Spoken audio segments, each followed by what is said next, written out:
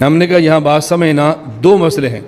ایک مسئلہ یہ ہے اگر ہاتھ پر نجاست لگ جائے اور جس انگلی پہ نجاست لگی ہے اس کو زبان سے 3 مرتبہ چاٹ لیا جائے، انگلی پاک ہوگی یا انگلی پاک نہیں ہوگی، ایک مسئلہ۔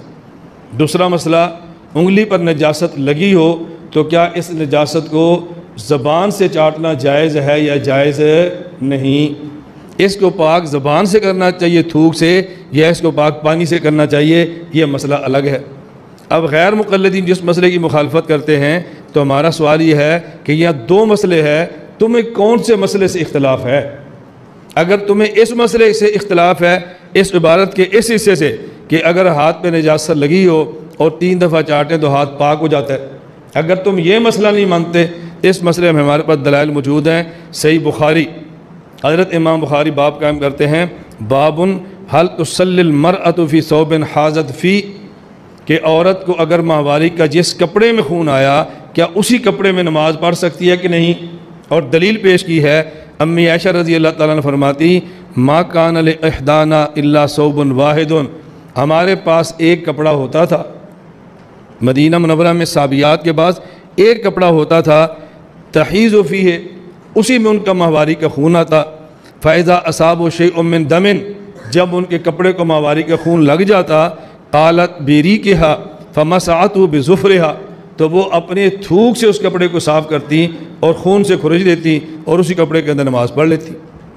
تو یہاں دیکھو مسئلہ کیا تھا، ایک ہے تھوک جو منہ کے اندر ہے یوں صاف کرنا، اور ایک ہے تھوکنا اور تھوک کر صاف کرنا۔ تھوک سے صاف تو کیا جا رہا ہے نا۔ نمبر 2 حوالہ دیکھیں، مصنف ابن ابی شیبہ، یہ حضرت امام بخاری ابو بکر ابن ابی شیبہ کی، امام بخاری کے استاذ ابو بکر ابن ابی شیبہ کی کتاب ہے، باب فی الرجل یری فی ثوبہ الدم ویغسلہ، اگر کوئی بندہ اپنے کپڑے پر خون دیکھے اور اس خون کو دھو لے تو اس کا حکم کیا ہے؟ فرماتے ہیں سعید بن جبیر کہتے ہیں، ان کان بعض امہات المومنین لتقرص الدم من ثوبہا بریقہا، امہات المومنین رضی اللہ تعالی عنہن میں سے بعض وہ تھی کہ جو خون کو اپنے منہ کے تھوک سے صاف کیا کرتی تھی اور کپڑے کو پاک فرما لیا کرتی تھی۔ نمبر 3 مصنف ابن ابی شیبہ کے اندر دوسرا والا، حضرت حسن بن علی رضی اللہ تعالیٰ عنہ رآ فی قمیصہ ہی، انہیں اپنی قمیص کے اندر خون دیکھا، رآ فی قمیصہ دمن فبزق فیہ ثم دلکہ، انہوں نے وہاں پر اپنے خون جو قمیص میں دیکھا۔ دیوبندیوں کے بہت بڑے مناظر اسلام ہاتھ نہیں مکا کر رکھ دیتی ہے۔ پھر جب ہم کہتے ہیں نا کہ سوائے گند کے فقہ کی کتابوں میں اور کچھ ہے ہی نہیں، اس وقت پھر یہ ہمیں جو ہے تن دیتے ہیں، ہمیں برا کہتے ہیں، یہ گستاخ ہے، ان کے پیچھے نماز نہ پڑھ، اور یہ فتوے لگاتے ہیں، یہ کفر کی مشین بن جائے گا بندہ اگر ان کے پاس چلا گیا۔ اور بھائی یہ کون سا مسئلہ ہے جو حکیم الامت نے بیان کیا آپ کے بزرگوں نے، جس کا آپ دفاع کر رہے ہیں؟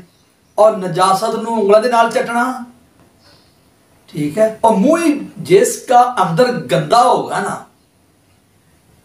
جس کا اندر گندا ہوگا یا جو خود سارا ہی گندا ہوگا وہ اس طرح کے مسئلے بیان کرے گا۔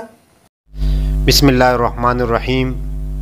آپ نے اس جاہل کے بچے کی باتیں سنی کہ کس طرح جہالت سے یہ کام لے رہا ہے۔ جب ان کے پاس جواب نہیں ہوتا قرآن اور حدیث کے حوالے سے، پھر یہ لوگ یہی کہتے ہیں کہ فقہ میں گن ہے۔ اب مولانا صاحب نے جو مسئلہ بیان کیا ہے، آپ لوگوں کو چاہیے کہ اس کے خلاف دلیل پیش کرے۔ اس سے کام نہیں چلتا کہ فقہ میں گن ہے۔ آپ حدیث پیش کرے کہ یہ مسئلہ قرآن کے اس آیت کے اور حدیث کے جو کتابیں ہیں اس میں یہ حدیث ہے جو کہ بالکل صحیح حدیث ہے، اس کے خلاف ہے، تب یہ جواب بنے گا آپ کا۔ ویسا یہ جواب نہیں ہے کہ فقہ میں گن ہے۔ اگر آپ واقعی اور سچے اہل حدیث ہے اور آپ کا ہر مسئلہ قرآن اور حدیث میں صراحتاً ہے، آپ قرآن و حدیث پیش کریں۔ یہ کیا جواب ہوا کہ فقہ میں گن ہے؟ یہ جواب نہیں ہے، یہ جان چھڑانا ہے۔ اسے بات نہیں چلے گی۔ آپ قرآن اور حدیث سے دلیل پیش کریں کہ فقہ کا یہ مسئلہ قرآن کے اس آیت اور اس حدیث کے خلاف ہے۔ اللہ تعالیٰ ان جاہل و بیوقوفوں کو ہدایت عطا فرمائے اور اللہ تعالیٰ ان کو عقل سلیم عطا فرمائے۔ وما علینا الا البلاغ المبین۔